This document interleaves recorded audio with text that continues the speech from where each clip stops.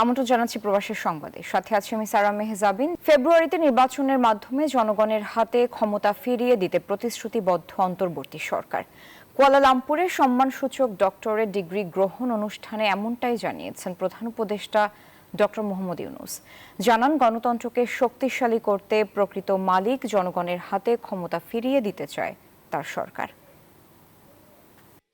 বিশ্বজুড়ে নোবেলজয়ী ডক্টর মোহাম্মদ ইউনূসের স্বীকৃতির পালকে যুক্ত হলো আরও একটি ডিগ্রি। বুধবার কুয়ালালামপুরে মালয়েশিয়া ন্যাশনাল বিশ্ববিদ্যালয় UKM থেকে সম্মানসূচক ডক্টরেট ডিগ্রি গ্রহণ করেন ডক্টর মোহাম্মদ ইউনূস।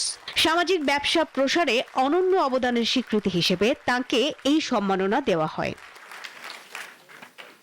সম্মাননা প্রসঙ্গে মোহাম্মদ ইউনূস বলেন, গত বছর বাংলাদেশের বহু তরুণদের সাহসিকতার কাছে পরাজিত হয় ফ্যাসিস্ট শেখ হাসিনার সরকার। Hundreds of these students and young people gave their lives for a better future. A future where everyone can live with dignity, with freedom from intimidation, discrimination and injustice. এ সময় অন্তর্বর্তী সরকারের প্রধান উপদেষ্টা অধ্যাপক মোহাম্মদ ইউনূস বলেন, 2026 সালের ফেব্রুয়ারিতে একটি অবাধ, সুষ্ঠু ও স্বচ্ছ নির্বাচন আয়োজনের জন্য কঠোর পরিশ্রম করছে অন্তর্বর্তী সরকার, যাতে জনগণের হাতে ক্ষমতা হস্তান্তর করা যায়। Our government is focused on ensuring peace and stability. We are committed to strengthening democracy and giving power back to the rightful owners, the people of the country. We are also working hard to hold a free, fair and transparent election. Date is announced. It will be held in February next year, so that power is handed over to the true representatives of the people. নতুন বাংলাদেশ করতে অন্তর্বর্তী সরকার কাজ করছে বলে উল্লেখ করেন প্রধান উপদেষ্টা। বলেন, 2024 সালের জুলাই ও আগস্ট মাসে তরুণদের নেতৃত্বে সংগঠিত অভ্যুত্থান জাতীয় পরিচয় ও ভবিষ্যৎ আশার নতুন অর্থ তৈরি করেছে। Reforms are our top priority. We have a clear goal, a detailed plan, and a strong determination to move forward, to build a stronger, resilient Bangladesh. সর্বোচ্চ অগ্রাধিকার হিসেবে সংস্কারের কথা উল্লেখ করেন মোহাম্মদ ইউনূস। বলেন, সুস্পষ্ট লক্ষ্য, বিস্তৃত পরিকল্পনায় এগোচ্ছে সরকার। অনুষ্ঠানে অন্যান্যের মধ্যে মালয়েশিয়ার উচ্চ শিক্ষামন্ত্রী জামরি আব্দুল কাদের ও UKM এর ভাইস চ্যান্সেলর অধ্যাপক সুফিয়ান জুসুফ উপস্থিত ছিলেন। মারুফা রহমান, নিউজ 24, ঢাকা। মালয়েশিয়া 3 দিনের রাষ্ট্রীয় সফর শেষে দেশে ফিরেছেন প্রধান উপদেষ্টা অধ্যাপক মোহাম্মদ ইউনূস। বুধবার রাত 9:10 তাকে বহনকারী ফ্লাইট হযরত শাহজালাল আন্তর্জাতিক বিমানবন্দরে অবতরণ করে। এর আগে মালয়েশিয়ার স্থানীয় সময় সন্ধ্যা 7:30টায় প্রধান উপদেষ্টা ও তার সফর সঙ্গীদের বহনকারী বাংলাদেশ বিমানের ফ্লাইটটি কুয়ালালামপুর আন্তর্জাতিক বিমানবন্দর থেকে ঢাকার উদ্দেশ্যে রওনা দেয়। মালয়েশিয়ার প্রধানমন্ত্রী আনোয়ার ইব্রাহিমের আমন্ত্রণে প্রধান উপদেষ্টা সোমবার কুয়ালালামপুরে পৌঁছান। 3 দিনের এই সফরে আনোয়ার ইব্রাহিমের সঙ্গে দ্বিপাক্ষিক বৈঠক সহ উচ্চ পর্যায়ের একাধিক বৈঠকে অংশ নেন প্রফেসর ইউনূস। রাজধানীর ইস্কাটনে বোয়েসেলের স্বেচ্ছাচারিতা ও অনিয়মের বিরুদ্ধে আমরণ কর্মসূচি পালন করেছেন দক্ষিণ কোরিয়ার ভিসা প্রত্যাশীরা। বুধবার সকাল 9টা থেকে প্রবাসী কল্যাণ ভবনের সামনে সড়ক অবরোধ করেন তারা। আন্দোলনকারীদের দাবি উত্তীর্ণ হওয়ার পরও তালিকা থেকে তাদের বাদ দেওয়া হয়। এ সময় তারা বলেন, দক্ষিণ কোরিয়ার ভাষা শিক্ষার মেয়াদ 2 বছর পার হয়ে যায়, কিন্তু Bangladesh overseas employment and service স্বেচ্ছাচারিতা করে বারবার নিয়োগ বিজ্ঞপ্তি প্রকাশ করে। উত্তীর্ণ প্রার্থী থাকা সত্ত্বেও নিয়োগের নামে অর্থ বাণিজ্য করে তারা। দ্রুত কর্তৃপক্ষের হস্তক্ষেপ দাবি করেন তারা। 2024 সালে 1.5 শতাধিক দেশের পরিস্থিতি নিয়ে মানবাধিকার বিষয়ক বার্ষিক প্রতিবেদন প্রকাশ করেছে মার্কিন পররাষ্ট্র দপ্তর, যেখানে উঠে এসেছে ভারত, পাকিস্তান ও মিয়ানমারের মানবাধিকার লঙ্ঘনের ভয়াবহ চিত্র। প্রতিবেদন বলছে, মিয়ানমারে আটক ব্যক্তিদের উপর ইলেকট্রিক শক, সংঘবদ্ধ ধর্ষণ, আগুনে পোড়ানো সহ নানাভাবে নিষ্ঠুরতা চালানো হয়েছে। ভারতের চিত্র একই। দেশটির মণিপুরে কুকি ও মেইতেই গোষ্ঠীর সংঘাতে ঘটেছে হত্যাকাণ্ড, অগ্নিসংযোগ। পাকিস্তানের বেলুচিস্তানে নিখোঁজ ধর্মীয় সংখ্যালঘুদের ওপর চাপ এবং বিচার বহির্ভূত হত্যার ঘটনা 2023 সালের তুলনায় বেড়েছে, উল্লেখ করা হয়েছে প্রতিবেদনে।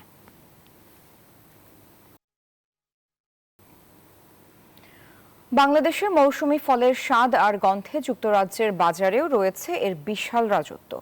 প্রবাসেও এসব ফলের চাহিদা শীর্ষে। তবে এবছর ব্রিটেনে দেশীয় ফলের অভাবে অভিবাসী বাংলাদেশিদেরও কিনতে হচ্ছে ভিনদেশি ফল। দেশি ফলের স্বাদ নিতে না পারায় হতাশ তারা। যুক্তরাজ্য থেকে খালেদ মাসুদ রনির পাঠানো তথ্য চিত্রে ডেস্ক রিপোর্ট। লন্ডনের শীতল বাতাসে যখন ছড়িয়ে পড়ে দেশের মাটির গন্ধ, তখন হাজার মাইল দূরে থেকেও প্রবাসীর মন ভরে ওঠে ভালোবাসায়। আম, লিচু, কাঁঠালের মিষ্টি সুবাসে জেগে ওঠে ছোটবেলার স্মৃতি আর শেকড়ের টান। তাই তো শুধু লন্ডনে থেকেও প্রবাসীরা খোঁজেন দেশীয় মৌসুমী ফলের স্বাদ। শুধু প্রবাসীই নন, বাংলাদেশের আম, লিচু, কাঁঠালের অপূর্ব স্বাদে মুগ্ধ যুক্তরাজ্যের মানুষও। তাই তো লন্ডনের বাজারে চোখে পড়ে দেশীয় ফলের পসরা। তবে এবার যেন লন্ডনের দেশীয় ফলের রাজত্বে খানিকটা ভাটা পড়েছে। ব্যবসায়ীরা বলছেন এবছর দেশীয় ফলের অভাবে হতাশ ক্রেতারা। আমাদের কিন্তু অনেক চাহিদা এই বছর, বা বছরে সব বছরই থাকে অনেক চাহিদা, কিন্তু আমরা তো সিজন আসলে বিক্রি করতে পারি না। আমাদের আজকে নাই কালকে নাই, এই একটা না একটা আবুল তাবুল বলে যা ইচ্ছা তা বলতেছে। যেহেতু ব্যাপক সংখ্যক মানুষদের একটা চাহিদা, এই চাহিদা পূরণে আমাদের কার্যকর উদ্যোগ গ্রহণ করলে দেশ আপনার আর্থিকভাবে রাজস্ব, ব্যাপক একটা রাজস্ব সেখানে পাবে, এবং আমাদের কমিউনিটিও মৌসুমি ফল, বিশেষ করে আম, লিচু, কাঁঠাল সহ এই ফ্রুটস গুলো, নিজেদের দেশের ফ্রুটস গুলোকে তারা, ফলগুলোকে খাবারের একটা সুবর্ণ সুযোগ তারা পাবে। ব্রিটিশ বাংলাদেশি ইম্পোর্টার্স অ্যাসোসিয়েশনের সভাপতি ও বিবিসিসিআই প্রেসিডেন্ট রফিক হায়দার জানান, বিভিন্ন দেশ ফল আমদানি রপ্তানির ক্ষেত্রে সুবিধা দিলেও বাংলাদেশ পিছিয়ে। এই সুযোগে বর্তমানে বাজার দখল করেছে ভারত, পাকিস্তান আর মেক্সিকান আম। আমরা কিন্তু বলেছি যে বিমানের সাথে কথা বলে ডিরেক্ট ফ্লাইট, মানে একটা ফ্লাইট করা যায় কিনা, যেটা আপনারা বলেছেন যে ম্যাঙ্গো ফ্লাইট, রাইট? ম্যাঙ্গো কিনের মতো ম্যাঙ্গো ফ্লাইট, এরকম একটা টার্ম আপনারা ইউজ করেন। আমরা কিন্তু মাননীয় হাই কমিশনার স্যার, সচিব স্যারের কাছে রিকোয়েস্ট করেছে, তো এটা নিয়ে আমরা কাজ করছি। আপনাদের ওপিনিয়নগুলো আসলে আরো কাজে দিবে আমাদের। তারা মনে করছেন, সরকার রপ্তানি বাড়ালে শুধু প্রবাসীরাই দেশীয় ফলের স্বাদ পাবেন না, সমৃদ্ধ হবে দেশের অর্থনীতিও। Desk report, news 24। এ বিষয়ে আরও জানাতে যুক্তরাজ্যের লন্ডন থেকে যুক্ত হচ্ছেন সহকর্মী খালেদ মাসুদ রনি। লন্ডনে বাংলাদেশি ফল, বিশেষ করে আমের বিপুল চাহিদা সত্ত্বেও প্রবাসীরা এবার চাহিদা মতো ফলটির স্বাদ নিতে পারেনি। আমরা এমনটি দেখলাম আপনার রিপোর্টে। তো এখন মানে কেন এই পরিস্থিতি তৈরি হলো এবং সামনের দিনগুলোতে রপ্তানি বাড়বে কিনা জানাবেন আর একটু বিস্তারিত। সারা, আপনি জানেন যে ব্রিটেনে প্রায় 10 লক্ষ মানুষ বাংলাদেশে বসবাস করেন, যারা এই 10 লক্ষ হচ্ছে গিয়া এদেশে লিগেল অবস্থায় রয়েছেন। ইলিগেল অবস্থায় কত মানুষ রয়েছেন সেই হিসাবটি আমাদের কাছে নেই, কিন্তু এখানে বাংলাদেশের ফলমূল সহ তরকারি এবং মাছের ব্যাপক চাহিদা রয়েছে ব্রিটেনের মাটিতে। এবং এই ব্রিটেনের মাটিতে যদি বাংলাদেশ এই ব্রিটেনের তাদের যে কন্ডিশন গুলা মেনটেন করে এখানে এই সবজি এবং ফলমূল সহ মাছ রপ্তানি ঠিক মতো করতে পারে, তাহলে প্রচুর বৈদেশিক মুদ্রা অর্জন করতে পারবে। বেনিফিটেড হবে বাংলাদেশের কৃষকরা এবং বেনিফিট হবে এই দেশের ব্যবসায়ীরা। কিন্তু দুঃখজনক হলে সত্য, আপনি জানেন যে এখানে প্রতি বছর ফল সিজন আসলেই স্ক্যানিং মেশিন নষ্ট, এখানে আন্দোলন হচ্ছে বাংলাদেশের এই প্যাকেটিং সমস্যা, এবং অসাধু ব্যবসায়ীরা বিশেষ করে এখানে অনেক মালামাল, অবৈধ মালামাল গুলা ঢুকতে দেয় এই পণ্যগুলিতে, যার ফলে এখানে ব্রিটেনে এই মালগুলা ব্যান্ড হয়ে যায়। এখানে প্রায় 1000 টন আম এবং কাঁঠালের চাহিদা থাকলেও হাই কমিশন 1500 টনের কথা বলেছে, এবং তারা আসলে প্রতি বছর এটা দায় সারা এই ইয়ে দিয়ে দেয়, গাইডলাইন দিয়ে দেয়, এবং তারা এটা প্রতি বছর প্রস্তুতি নেয় না। আপনি জানেন যে পাকিস্তানের প্রচুর আম এই দেশে আসে এবং এই দেশের মানুষ প্যাকেটজাত এবং সবগুলোই তাদের কোয়ালিটি সম্পন্ন থাকে, এবং তারা ব্যবসায়ীদেরকে সুবিধা দিয়ে থাকে এবং বিমান ভাড়াটা তারা কমিয়ে রাখে, যাতে করে তারা বৈদেশিক মুদ্রা আয় করতে পারে। তো আমরা মনে করি এই হাই কমিশন এবং বাংলাদেশের সরকার যেই থাকুক, এই বিষয়টা আগ থেকে পদক্ষেপ নিলে বাংলাদেশের জন্য সুফল বয়ে আনবে এবং প্রবাসীরা বাংলাদেশের এই ফলে স্বাদ নিতে পারবেন। এই ছিল সর্বশেষ তথ্য। সারা, রনি, ধন্যবাদ যুক্ত হওয়ার জন্য। লেবাননে জাল ভিসা, মাদকদ্রব্য, জুয়া এবং ভিনদেশীদের ওপর নানা হয়রানির বিরুদ্ধে প্রতিবাদ সমাবেশ করেছেন প্রবাসী বাংলাদেশিরা। জাতীয়তাবাদী দল লেবানন বিএনপির উদ্যোগে বৈরুতে অনুষ্ঠিত ওই সমাবেশে লেবাননে অবস্থানরত বহু প্রবাসী ও একাধিক সংগঠন অংশ নেয়। ওই সমাবেশে ছিলেন বিএনপি লেবানন কেন্দ্রীয় কমিটির সভাপতি জাকির হোসেন, সাধারণ সম্পাদক সৈয়দ আলম, সাবেক সাধারণ সম্পাদক আমিনুল ইসলাম আইমান, বিএনপি নেতা আনোয়ার হোসেন গাজী সহ অনেকে। এ সময় বক্তারা দূতাবাসের দৃষ্টি আকর্ষণ করে অবিলম্বে এসব হয়রানি বন্ধে এবং প্রবাসীদের নিরাপত্তা নিশ্চিতের আহ্বান জানান।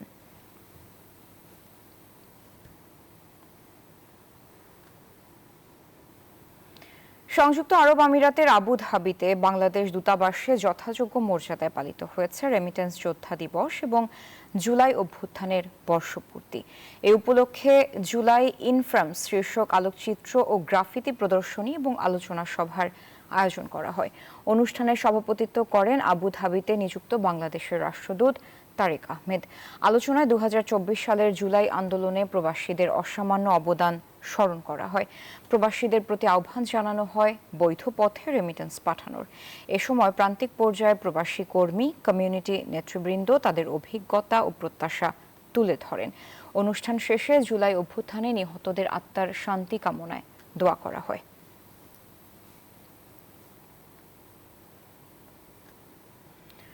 বাংলাদেশ অ্যাসোসিয়েশন ইন কাতালোনিয়া স্পেনের উদ্যোগে মতবিনিময় সভা অনুষ্ঠিত হয়েছে। প্লাসা পেড্রোর একটি রেস্টুরেন্টে অনুষ্ঠিত ওই সভায় সভাপতিত্ব করেন শাহ আলম স্বাধীন। পরিচালনায় ছিলেন মহিউদ্দিন হারুন। এতে প্রধান অতিথি ছিলেন অল ইউরোপিয়ান বাংলা প্রেস ক্লাবের সাধারণ সম্পাদক ও কমিউনিটি ব্যক্তিত্ব বকুল খান। বক্তব্য রাখেন সাব্বির আহমেদ দুলাল, মোহাম্মদ হারুনুর রশিদ, জাহাঙ্গীর আলম, নুরুল আমিন নুরু, আনোয়ার হোসেন চৌধুরী, নজরুল ইসলাম, মুজিবুর রহমান, জাকির হোসেন ভুইয়া, মনির হোসেন খান, রফিকুল্লাহ রিপন সহ অনেকে।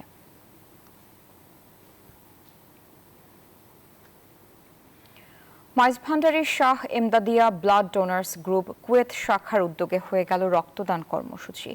কুয়েত সেন্ট্রাল ব্লাড ব্যাংক জবরিয়ায় এই রক্তদান কর্মসূচিতে প্রধান অতিথি ছিলেন সৈয়দ আহমদ হোসাইন মোহাম্মদ ইরফানুল হক মাইজভান্ডারি। মধ্যপ্রাচ্যের অন্য দেশের মতো কুয়েতেও রয়েছে এই সংগঠনের শাখা। ইতোমধ্যে কাতার ও আমিরাত সহ মধ্যপ্রাচ্যের বিভিন্ন দেশের সংগঠনটি রক্তদান কর্মসূচি পরিচালনা করছে। সংগঠনের নেতারা জানান, এ ধরনের উদ্যোগ বিদেশে বাংলাদেশের ভাবমূর্তি উজ্জ্বল করছে।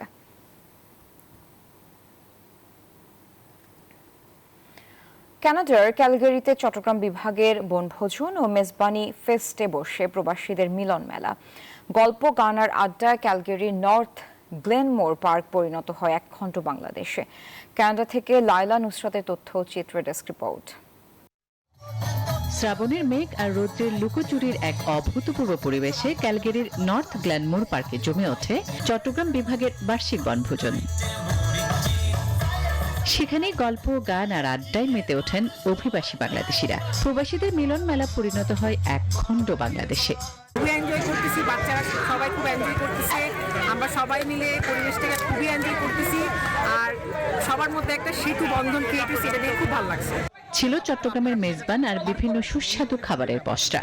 এতে পরবাসী থেকেও খানিকটা হলেও দেশের আমেজ পান প্রবাসীরা। ধমক দিয়ে নির্বাচন বন্ধ করা যাবে না বলে মন্তব্য করেছেন বিএনপির স্থায়ী কমিটির সদস্য ডাক্তার এজেডএম জাহিদ হোসেন।